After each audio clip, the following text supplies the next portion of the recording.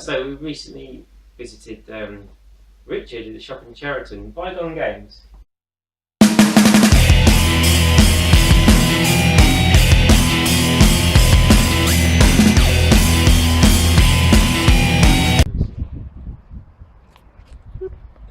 That's why you always leave it a second before you start talking before you activate the camera. After you activate. Advice from the cameraman about being a cameraman. Yes. You got to put people in the film. How about advice from the miserable git about being miserable? Fuck you. When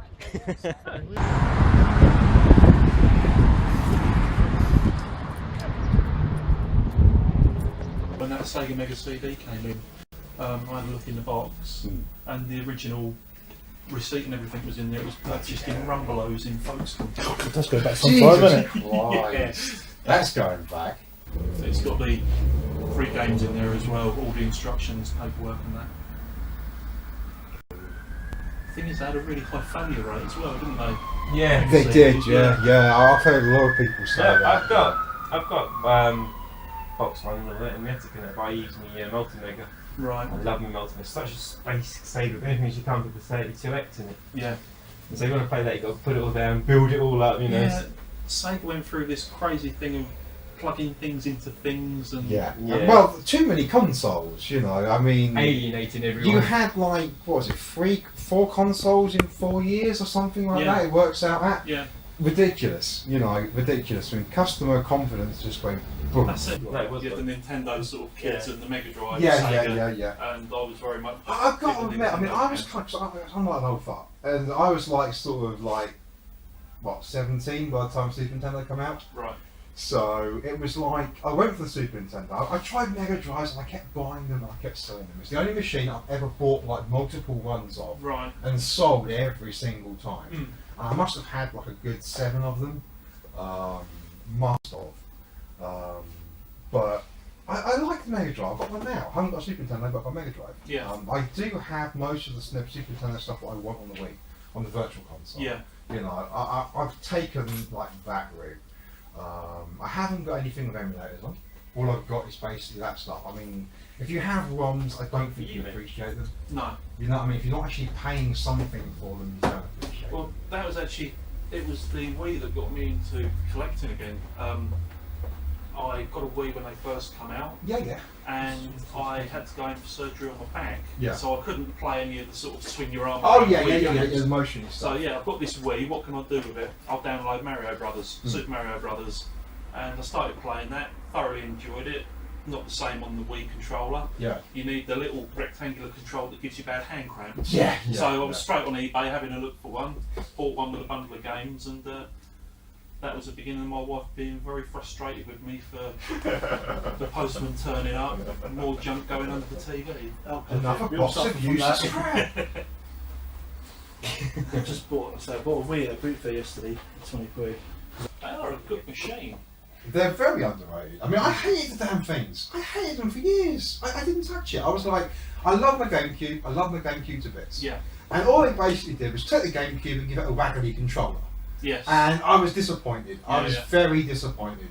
And I wouldn't touch it. Millions of normal people, covers and that, they weren't disappointed, though, were they? They get a Wii, go around my house after. That's it, I must admit, when they first came out, I bought into the hype. Yeah. And I had to have one, and then I found I was using it and downloading stuff from the Virtual Console more than buying sort of original I found that. The thing was, when I got it, there was so much stuff out there and it was so cheap. Yeah. I mean, I got it like 3 years ago, I got mine. And it was just at the end of its life, and there was loads of stuff available. And I just went to town. I just kind of got so much stuff around the £5 mark and £10 mark, and a lot of it's gone up now. But yeah, you know, and some real sort of like nostalgia stuff. A lot of beat 'em ups. I mean, I got it to play Tatsunoko versus Capcom. Yeah. That's basically the main reason I got it for. Got Tatsunoko Fight Stick. That's not the main reason. The main reason is probably Monster Hunter Tribe, but now you've got Monster Hunter this and that and the other consoles. So, but yeah, you know, Monster Hunter Tribe was like amazing. I loved that when it was online, but now it's all gone. Yeah, well, the Wii U's taken over, isn't it? Yeah, again, that's another I think Nintendo have made some huge mistakes in marketing. Yes. It's a fantastic bit. They I made- love it. Exactly. I totally agree with you. I mean, I was really impressed. I didn't like it either. I was like, oh, it's just like, it's got a stupid screen. I don't like it. It's like trying to hold a tea tray with thumbsticks on. And then when I actually had one, I started to use it. I was actually like, there's some clever ideas in here. Yeah. There's a lot of very clever ideas. I mean- I found it very hard to use a control pad after using a tablet because I was so used to having menus and maps and all that kind of crap on the screen, and I was so used to that, you know. Yeah. I mean, I think the thing with they undersold it in the way that until I got it out of the box and opened it, I didn't know that you could set it up to work your TV. Virgin box and your PlayStation. Yeah. You can actually run your PlayStation 3 using the Wiimote. Really? Yeah. If you actually have your TV linked to your PlayStation 3, right, and you turn the remote onto TV mode, you can basically like operate basic functions like YouTube and music and all that sort of stuff on your PS3 with your Wii pad. Yeah. I was just like, this is wrong. Yeah. You know, it's, again, until you start reading through the manual, I had no idea that it had the sensor bar built in yeah. control either. Yeah, so you've you got a sort little of do stand, that, you can put it on the coffee table and you can play away that way as well.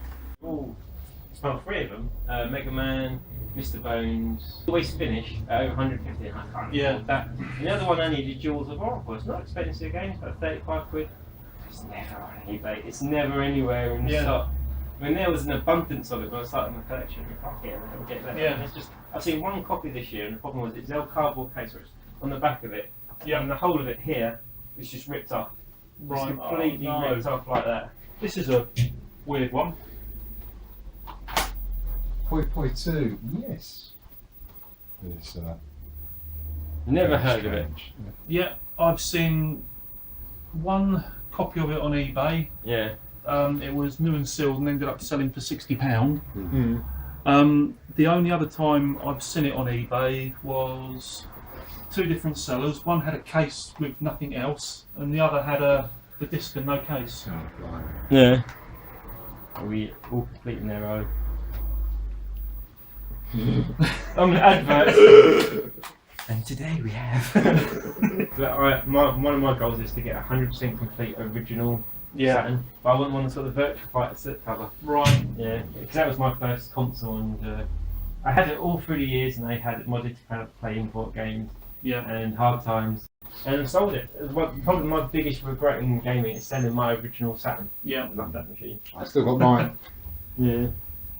I mean, that's the truth. I mean, there's normally, it's the only thing I normally buy, like new and full price, is normally BioWare. You know, the modern console. Anything BioWare is normally the same. Pays for it 3,000 times. Yeah. Every single possible conversation line and everything else, you know. I must admit, I was playing with a Spectrum Plus 2 in here the other week. Oh yeah. And plugged it all into the TV, put it on, stuck a game in, and started loading it. And as soon as I heard that screeching noise, it was like I was 10 years old. Yeah. I've got my original Xbox. I got to put loads of emulators on it at the moment, and one of the emulators I got for the Spectrum doesn't allow you to bypass the loading screen. You sit there like, go to the toilet, go downstairs, come back, and it tells you when it's loaded. I think that's hilarious. That was part of the charm, though. It's like the old compilation tapes as well. Oh yeah. They was Got alright. the right one. They was alright on any other sort of machine except from the Plus 2, because you had no tape counter. Yeah. So you had to guess: is that the start? No, it's just. But you wouldn't have a clue where it was. You No. know, it was not a clue in the slightest. You ended up becoming a master. You'd have your fingers over the sort of fast forward and the play buttons, and you just keep flicking forward until you found the gap for the next sort of program to start loading. Was it Ninja Warriors? Played every level, weren't it? What else was there? Turbo Outrun. Oh, Outrun and Afterburner. Yeah, Afterburner, yeah. I remember you had to load every level up after you finished it. What Wait for it to load. the thing One I at a love time. about Afterburner and Outrun and a lot of those Sega ones is they come with a soundtrack on the other side of the tape. Yes. So you put it in, and you know you stick it into the tape deck, and you have it coming out of the thing, and you've got the proper soundtrack. You know. Bubble Bobble was always the iffy one. When you get to that like it's 3B or 3C on the Plus 3, I remember you always had to hold the cables in because no matter what tape deck you had, it had to be the strongest possible connection for it to read that one little number between stages. Otherwise, you didn't have to rewind; you had to restart the whole thing again. Right.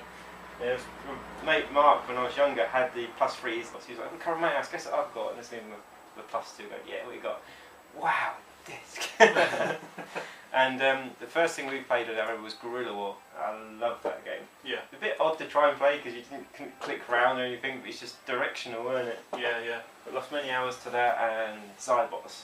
Remember completing Zybots, spending the whole day to complete it, and then it goes straight back to the start screen to do the first level of it. There's only one game I can still play on the Spectrum. Everything else, I mean, the biggest problem is that most of the stuff I like were ports. Right. And when you can get a hold of the arcade stuff now, Yeah. it's like, you know, but there's one game, that's Chaos by Julian Goller. I don't know if you've ever played it. It's like this sort of dragon deathmatch thing. You kind of like have like 8 players. You can have like 7 computer players as well if you want. And you basically have like a little wizard and you can cast spells and summon armies and stuff like that. It's really simplistic. And I love that game. There's actually browser-based versions of it and everything else online now. But it was just really good. It's the guy that went on to actually do XCOM. Yeah. And a lot of stuff like that. Right. He started with that, and then there was Lords of Chaos, Rebel Star 9, all on the Spectrum. And then sort of later on there was like XCOM. And the last thing he did was, I think it was Ghost Recon on the 3DS, I think was the last thing he did. Right.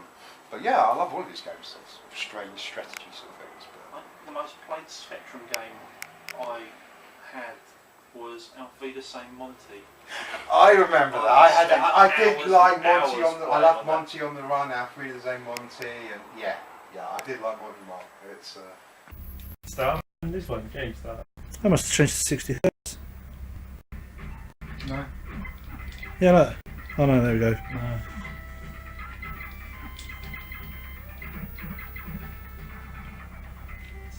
Quite different to the other one, isn't it? Yeah, it's more of a shoot 'em up. It does have some kind of like bits where you're actually flying on some levels. Yeah, I think the second level. Yeah, I think it alternates like one ground level and then one sky level. Yeah. And when you get to the boss as well, I think the boss is always in the air or something. I can't remember. I've got the PC Engine version on the Wii as well, on my Virtual Console. Must admit, I was playing this, testing it on Saturday. Yeah, as you do. It's, It's fun. It is fun. I don't like it as much as the other Wonder Boy games because I adore them. I adore like Wonder Boy Free Dragon's Trap, and I adore Wonder Boy Monster World and Monster Land. You know? But this is an arcade game, and it feels like an arcade game. Yes. It's enjoyable though. It's still a good game.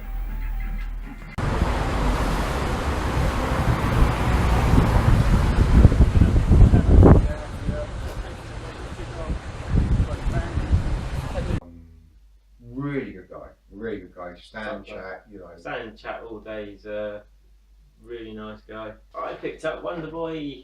Was it Wonder Boy 3? Yeah. So I picked it up. I thought it was a great place. You know, great game, great place to visit. He covers everything, doesn't he? He's got most of the stuff. He's got his usual newer games. I think it's in really good condition as well. Yeah, it Really was tight. real nice nick. I mean, Yeah. he had, let's say, he had like Final Fantasy 1 and 2 on the PlayStation 1. He had 4. He had 5 and 6. He had, you know, there's a lot of like interesting stuff in the cabinets and behind, you know, locked away sort of thing. So make sure you sort of ask and just have a browse. You know, there's quite a few nice little bits there. Yeah. There were quite a few nice little bits and knickknacks. But yeah, so that's Bygone Games in Cheriton. Okay, if you like what you see, please leave a comment below, push that like button and subscribe to the channel. We'd like to have more subscribers, please. That'd be really cool. Not a performing monkey. I can't do it. Yeah. You know? I'm just a normal monkey. You know. It's, you know. He's not learned any tricks yet.